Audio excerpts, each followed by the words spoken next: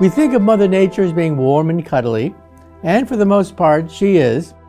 But sometimes the savagery of Mother Nature is revealed on the Earth.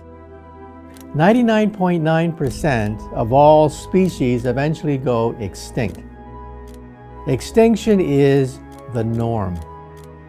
And the laws of physics also doom the entire planet Earth. Because the Earth is in the middle of a shooting gallery of asteroids and comets and meteors, it's inevitable that we will be hit with a planet buster. Something like what hit the dinosaurs 65 million years ago. We need an insurance policy. Given the fact that Mother Nature and the laws of physics have a death warrant for humanity, we have to make sure that humans become a two-planet species. Because ultimately our destiny will be in outer space.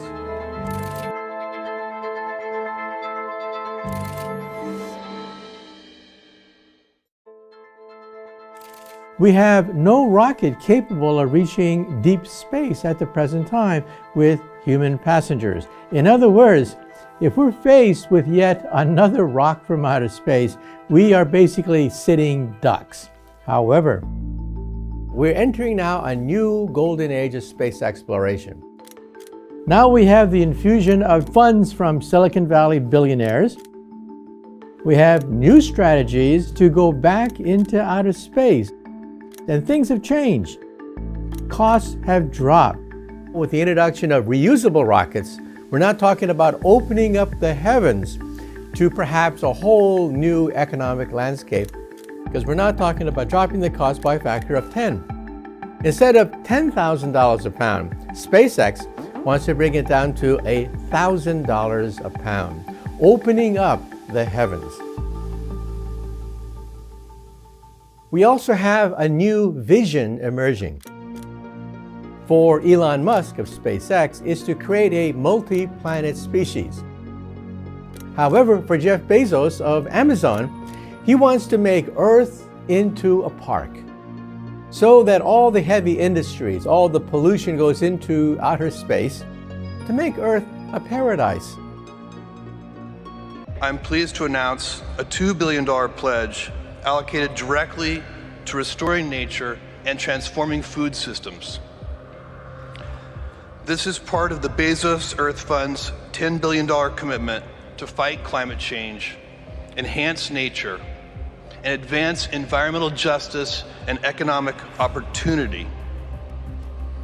Together, this $3 billion in pledges will drive a new threefold nature agenda for the Bezos Earth Fund, focused simultaneously on conservation, restoration, and food transformation. And Jeff Bezos wants to set an Amazon-type delivery system connecting the Earth to the moon. We're talking about a whole new political and technological landscape. Sometime in the 2030s, we will be on Mars.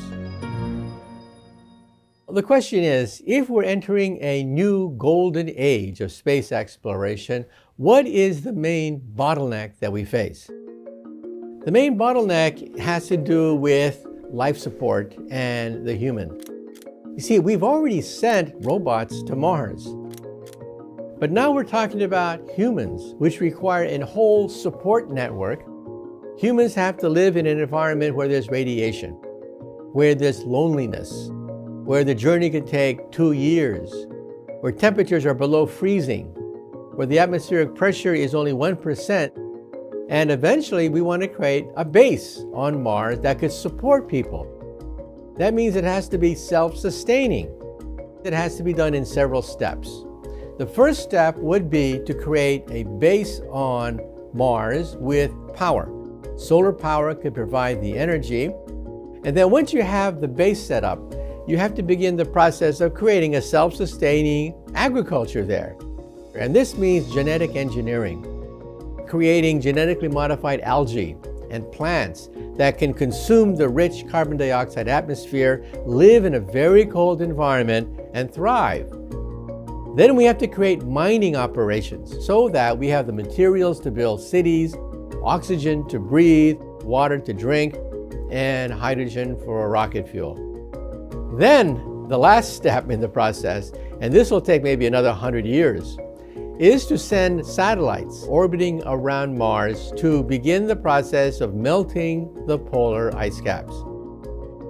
Now, once you raise the temperature of Mars by about 6 degrees, it becomes self-feeding, because the more heat you have on Mars, the more carbon dioxide you loft into the atmosphere, which creates more greenhouse effect, which allows you to melt even more ice to raise the temperature even more.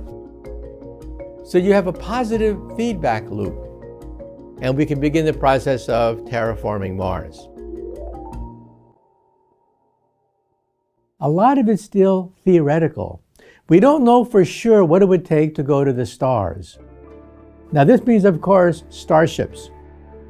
We've been brainwashed into thinking by Hollywood that a starship has to be huge and gigantic, the size of the Enterprise.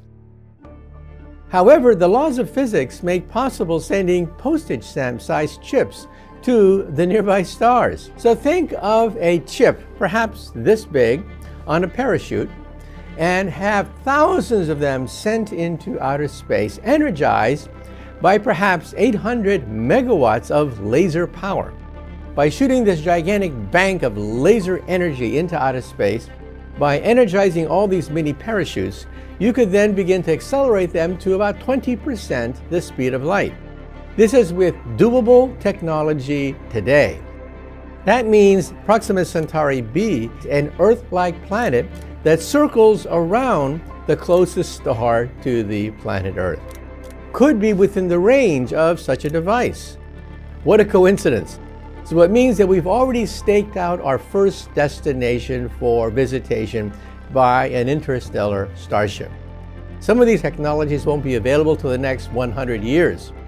But remember, we're talking about the future of humanity. And the future of humanity, I think, could be in outer space.